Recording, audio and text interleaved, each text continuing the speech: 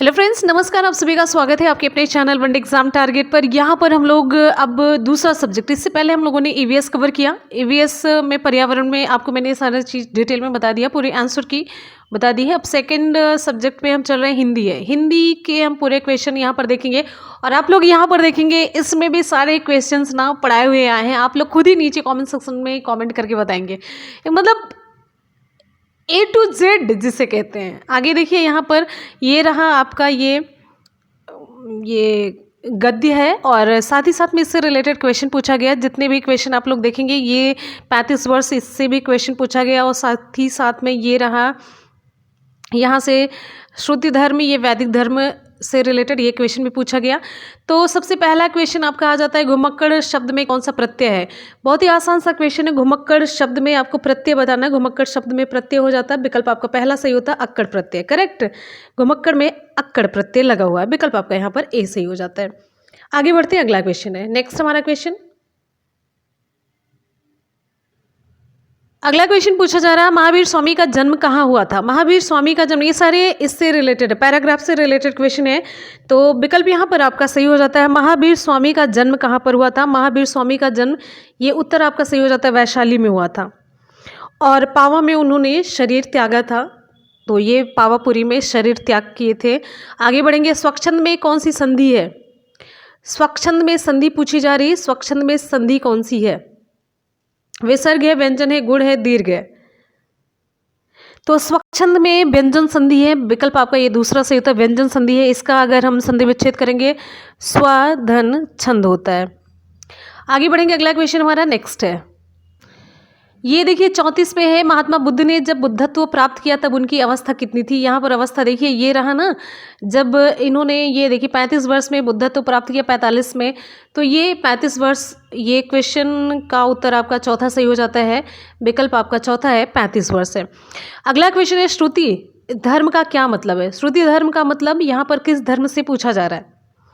देखिए गद्य के अनुसार श्रुति धर्म का मतलब है वैदिक धर्म, विकल्प आपके यहाँ पर दूसरा सही होता है, वैदिक धर्म है।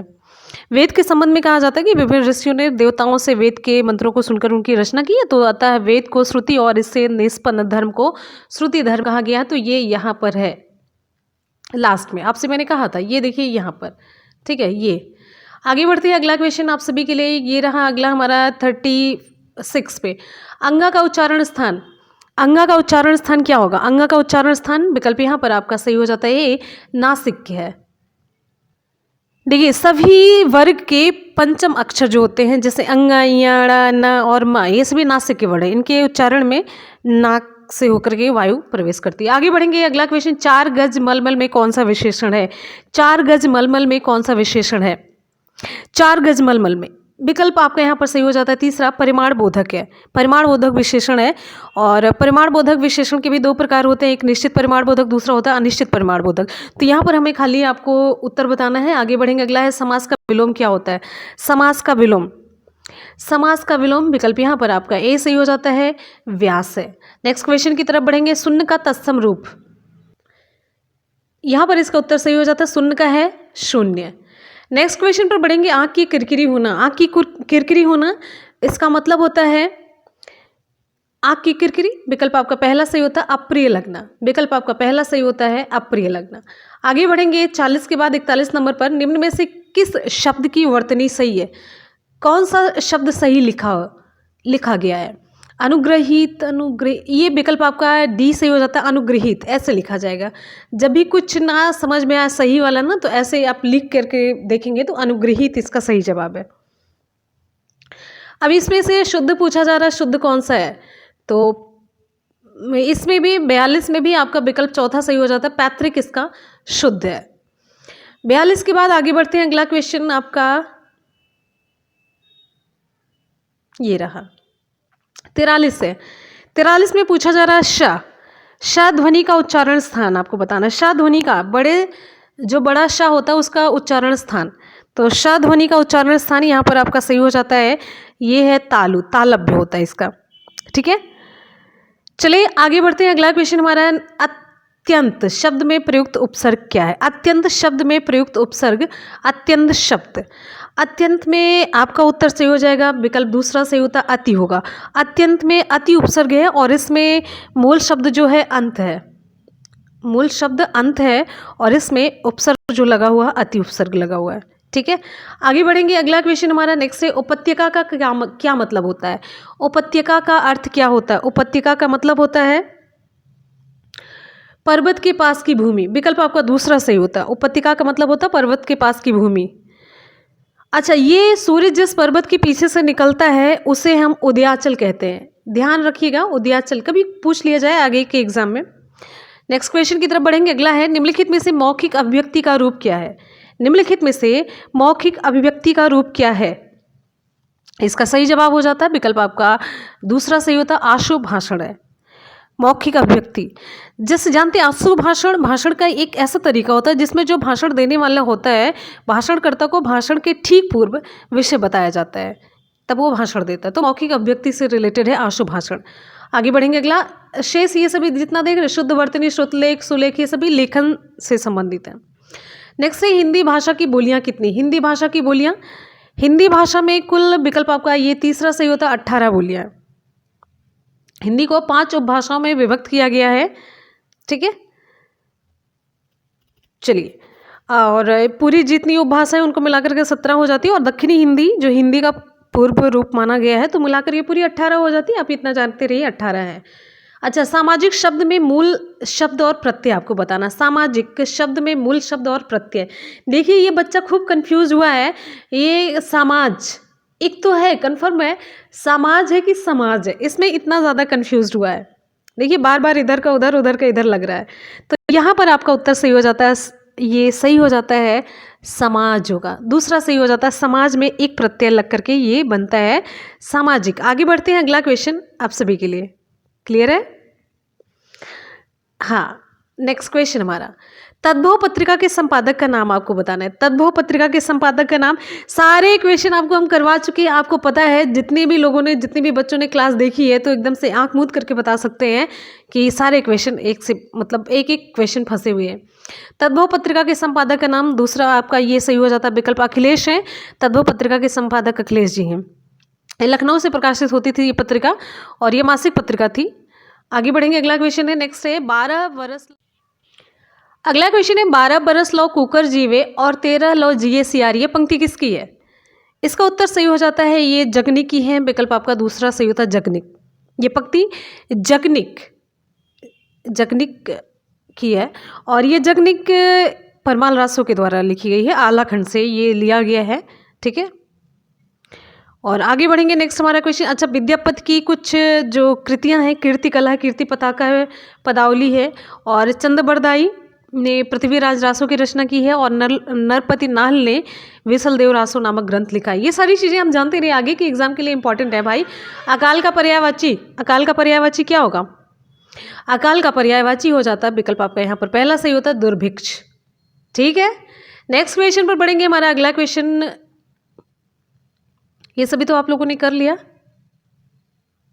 अच्छा, ये आगे इधर है, तभी ये 51 के बाद ये 52 रहा।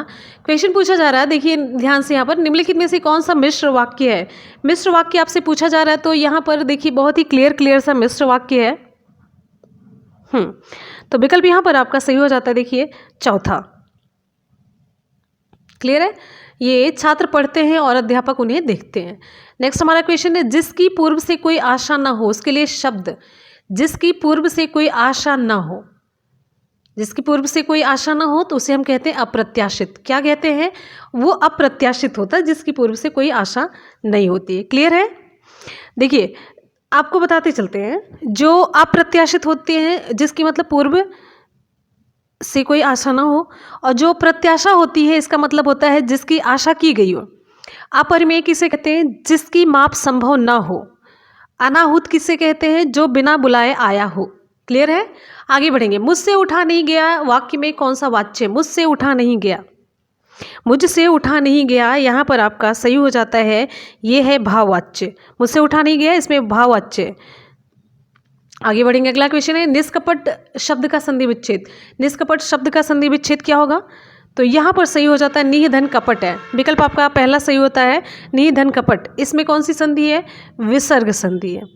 ऐसे ही आपका होता है निष्कलंक, निष्फल, चतुष्पाद। ऐसे आगे बढ़ेंगे। अगला है इस देश में हिंदी भाषा का प्रयोग लिखने और बोलने में किया जाता है। कौन से देश में? ये आप लोगों ने SCRT में पढ़ा होगा, तो एक पूरा चैप्टर ही है, मॉरिशस से रिलेटेड है। तो यहाँ पर आपका उत्तर सही हो जाता है मॉरिशस होगा।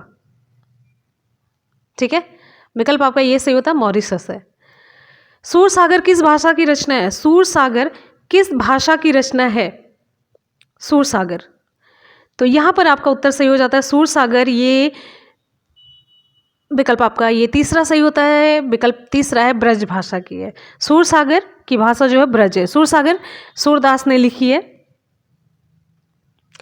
अगला हमारा क्वेश्चन है वीरों का कैसा हो वसंत कविता किसके द्वारा लिखी गई है? वीरों का कैसा हो वसंत ये लिखी गई है सुभद्रा कुमारी चौहान के द्वारा। सुभद्रा कुमारी चौहान कविता है। सुभद्रा कुमारी चौहान वीर रस की एकमात्र कवियत्री हैं और साथ ही साथ में झांसी की रानी इनकी बहुत ही प्रसिद्ध है। और इनका जो त्रिधारा, मुकुल, ये सभी भी हैं। आगे बढ़ेंगे। अगला क्वेश्चन क्षेत्रीय में कौन सा विशेषण है? क्षेत्रीय में कौन सा विशेषण है? विकल्प यहाँ पर आपका सही हो जाता है ये गुणवाचक विशेषण है।